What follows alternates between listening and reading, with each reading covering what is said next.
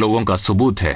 नाचते हुए लोग? मैं ये सब आपको बाद में बताऊंगा, क्योंकि ये दुर्घटना तो रोकी नहीं जा सकी। तो अब मैं चाहता हूं कि इस मामले की तह तक पहुंच सकूं। आप मुझे अपनी खोजबीन में मदद करने देंगे या फिर मैं अपना काम अलग से करूं? मुझे खुशी होगी अगर हम साथ काम करें मिस्टर होम्स, लेकिन मैं बता दूं कि खोजबीन करने की जरूरत नहीं पड़ेगी। मिस्टर हिल्टन क्यूबिट के दिल में गोली लगी है और वो मर चुके हैं। और मिसेस क्यूबिट बुरी तरह जख्मी हैं। गोली उनके दिमाग के पास से निकली है और वो अभी भी बेहोश हैं। मुझे माफ कीजिए। सिर्फ एक ही पिस्तौल मिली है, उन दोनों के बीच फर्श पर पड़ी हुई 2 गोलियां चलाई गई हैं। मिस्टर होम्स, माफी चाहूंगा मगर यह साफ साफ पता चलता है कि मिसेस क्यूबिट ने पहले अपने पति को मारा फिर खुद पर गोली चलाई। लेकिन वो तो एक दूसरे को बहुत प्यार करते थे। जिस कमरे में खून हुआ वो इधर है मिस्टर होम्स। रुकिए, मैं पहले नौकरों से पूछताछ करना चाहूंगा और मैं आपसे गुजारिश करता हूं कि आप कुछ भी छूइएगा मत। रसोई में जाने का रास्ता यही है?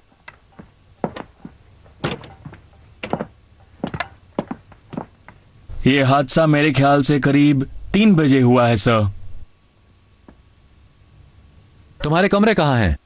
वो ऊपर की तरफ। मैं एक जोरदार आवाज सुनकर जागी, एक धमाका यही कह सकते हैं, और 1 मिनट बाद ही एक और धमाका हुआ, मगर उतना तेज नहीं। फिर आपने क्या किया? हम नीचे आ गए सर, ये सोचकर कि शायद मिस्टर क्यूबिट चोरों को भगा रहे हैं या आग लग गई है। और उनके बेडरूम का दरवाजा भी खुला था। हमने अंदर देखा मगर बिस्तर खाली थे, इसलिए हम नीचे आ गए। वहां तो धुआं और गंध भी बहुत ज्यादा थी। गंध? मतलब बारूद की गंध। हाँ सर, शायद वही हो। तुमने कहा कि गंध नीचे तेज थी, तो क्या ऊपर भी गंध आ रही थी? जी सर। मैं चाहूंगा कि आप इस बात पर अच्छी तरह ध्यान दें इंस्पेक्टर। Mrs king. होम्स, आप प्लीज बैठ जाइए। तो जब आप नीचे पहुंची तो लाइब्रेरी का दरवाजा खुला था? जी खुला था सर। मेज पर मोमबत्तियां जली हुई थीं। हम अंदर गए और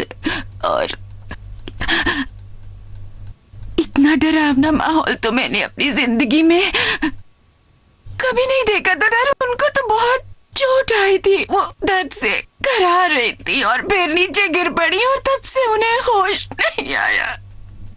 और सॉन्डर्स? हम उन्हें बेडरूम में उठाकर ले गए और वॉकर पुलिस और डॉक्टर को लाने चला गया।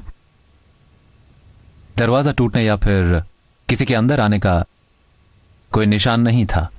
नहीं सर, सारे खिड़की और दरवाजे वैसे ही बंद थे जैसे हम बंद करके गए थे।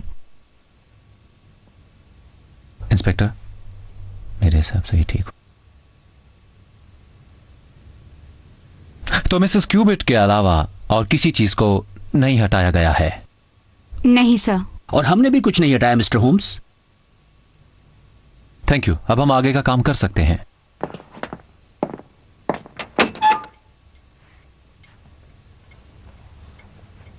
शायद इनकी मौत गोली लगते ही हो गई होगी। सीधी दिल पर लगी थी। गोली अभी भी वहीं है।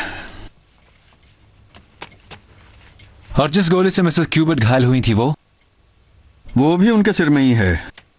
उसे निकालने के लिए ज्यादा काबिल हाथों की जरूरत होगी।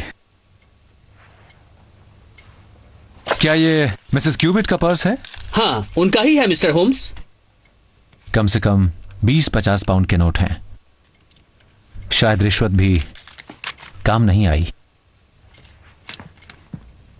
तो 2 गोलियां चली और जैसा आपने बताया 2 लोगों को लगी। हाँ डॉक्टर। तो फिर इस तीसरी गोली के बारे में क्या ख्याल है जो यहां खिड़की में लगी है?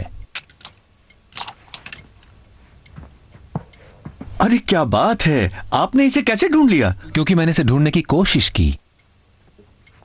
बहुत बढ़िया, गोली भी अंदर ही है। मतलब एक तीसरी गोली भी चली है। इसका मतलब है कोई तीसरा आदमी यहां मौजूद था। बिल्कुल सही कहा।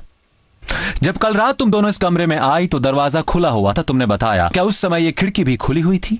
मुझे नहीं पता सर, नहीं सर, ये खिड़की बंद थी। सॉन्डर्स, तुम और मिसेस किंग लाइब्रेरी में मेरा इंतजार करो, और तुम भी वॉकर। डॉक्टर काथ्यू, आप लाश हटा सकते हैं।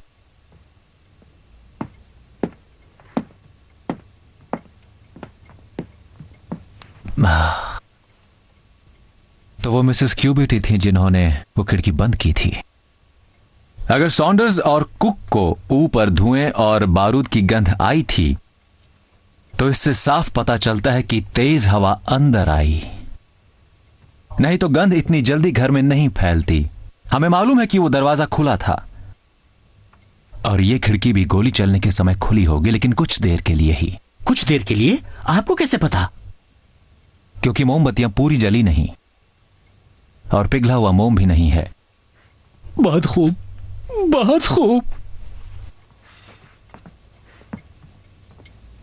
अगर स्वर्गीय मिस्टर हिल्टन क्यूबिट ने गोली चलाई जिससे इस खिड़की में छेद हुआ, तो वह जरूर एक ऐसे आदमी को निशाना बना रहे थे जो या तो खिड़की के बहुत नजदीक खड़ा था या फिर बाहर।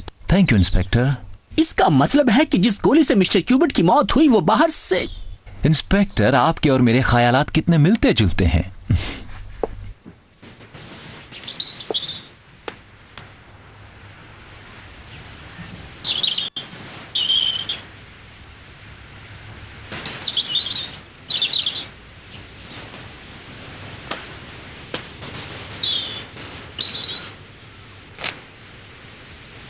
ये उस गोली का खोल है जिससे मिस्टर हिल्टन क्यूबिट की मौत हुई।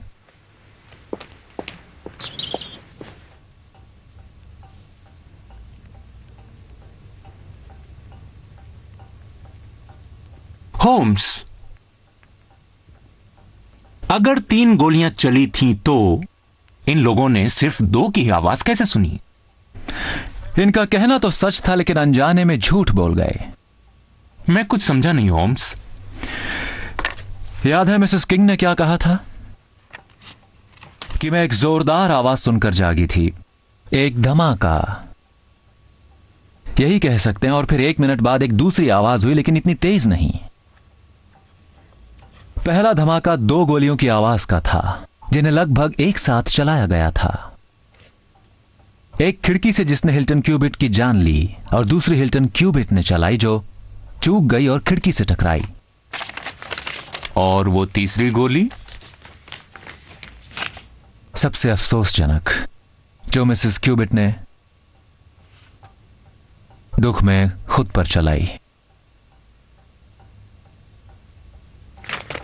और हां, क्या तुम लोगों की जानकारी में पड़ोस में ऐसा कोई होटल है जिसका नाम है एल्ड्रिजिस?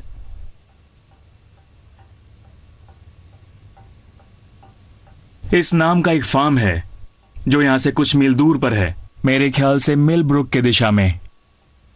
क्या वो काफी सुनसान है? हाँ बिल्कुल।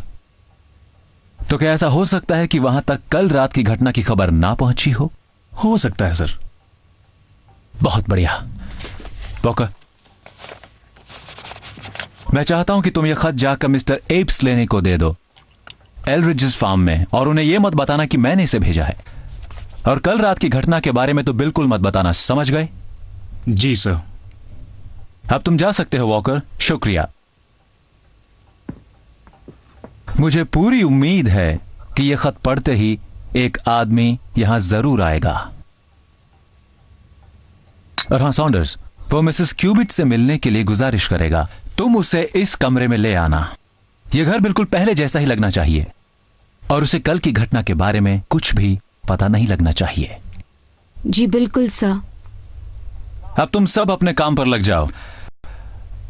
और डॉक्टर काथ्यू, आप अपने मरीज के पास वापस चले जाइए। मिसेस किंग, आपकी मालकिन बिल्कुल निर्दोष हैं।